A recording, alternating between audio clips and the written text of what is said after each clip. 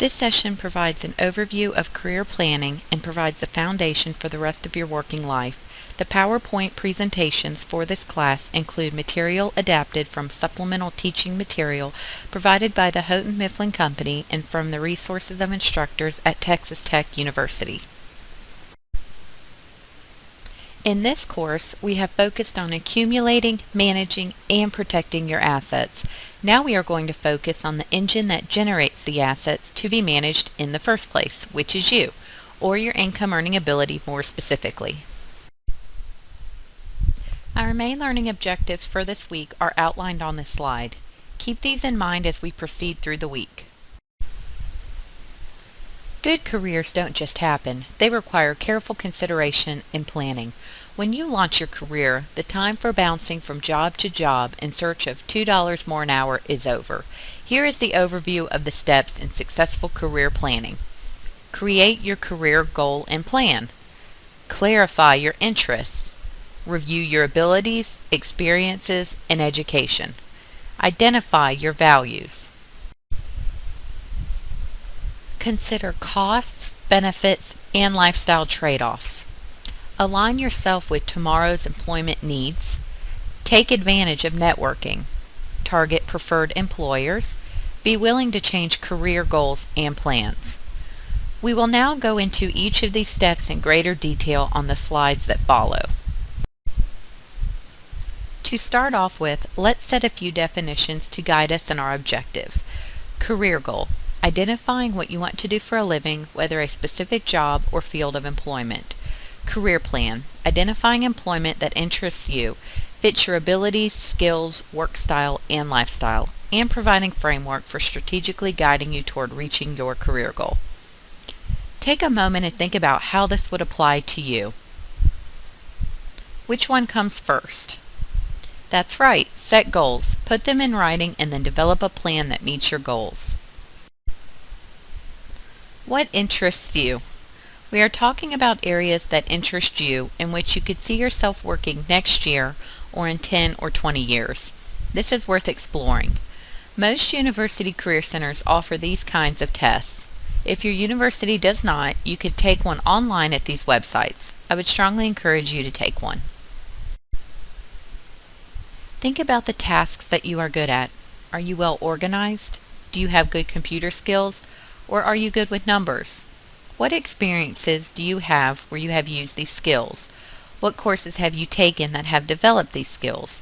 If your answers to the last two questions are lacking, you may want to consider that when planning for future internships or jobs. Think about what you consider to be valuable in your life. Also consider what conflicting values are in your life. Maybe it's family versus friends, or work versus leisure. When you are making important decisions in your life, you should take into consideration what you feel to be valuable and important.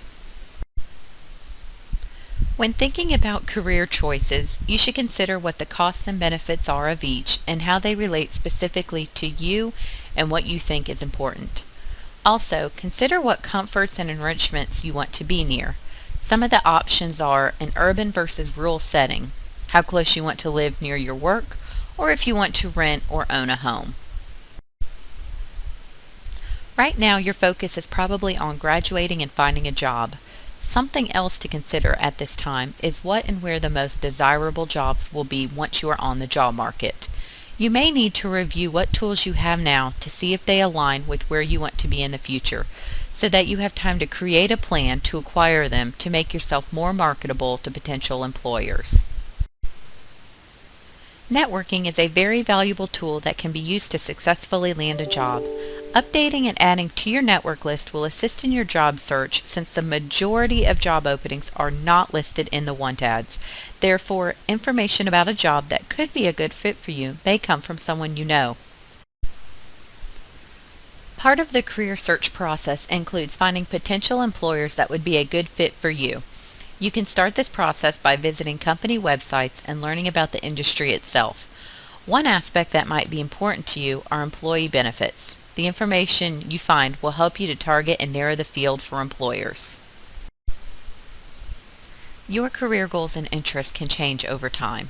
Be willing to evaluate where you're at periodically in your job, your continued education, and the experience you've gained. Try to honestly question and answer yourself in your evaluation. Your unique work style personality will come into play no matter what career or job you have. The key is how well your personality fits in relation to your job tasks and requirements, along with interacting with those around you. Many different work style personalities exist depending on how one rates each work value and the activities they prefer. Many factors exist in determining one's salary. Research is one of the best ways to calculate a competitive salary for your particular situation. It is difficult to pinpoint exactly how much one should earn, possessing a variety of skills. Also, the standards vary from region to region and employer to employer. Does $40,000 a year go as far in New York City as it does in Lubbock, Texas? Think about the cost of living, rent, dining out, parking, and movie tickets. Not the same at all. So how will you compare job offers from employers in different cities? Here are some online resources that will allow you to compare salaries in the different cities. Employee benefits can be extremely important depending on how it applies to you personally. Examples of employee benefits are child care, health insurance, 401k, paid vacation time, and tuition reimbursement. Some companies offer ways for you to save your money using pre-tax dollars.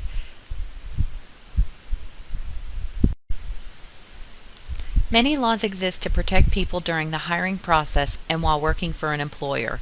The laws vary from state to state and even from employer to employer. However, federal laws are in place to prohibit discrimination and harassment and do not vary. You can talk with your employer about state and federal laws, and you can also go to the web to find additional information as it pertains to your situation. Electing to participate in your employer's benefits can actually increase your income. Choosing to save your money in a flexible benefit plan or enrolling in a company-sponsored healthcare plan will allow you to take home more of your money. Find out which employee benefits are important to you. Some benefits offered may not pertain to you right now, but might be very important to you down the road. It is important to evaluate your expenses before deciding on an amount to contribute every paycheck. Only expenses pertaining to medical care and dependent care can be reimbursed. The unused amounts do not roll over year to year and are reclaimed by the IRS. Be sure to check with your employer as to what specific medical expenses are covered and eligible for reimbursement. It is important to be informed on all of the benefits offered by your employer. Depending on your personal situation, you can benefit greatly by participating. Most plans do have laws and rules about how you contribute and use your plan, so you must be aware of these to avoid costly penalties. Financial advice can come from many sources, but how do you know if the advice you're getting is good? You can research the backgrounds of advisors on these websites. It is important to choose a financial planner that you feel comfortable with and agree with their recommendations. Do not be afraid to ask for clarification or questions. Also, do not be afraid to ask how they get paid. You are entitled to that information.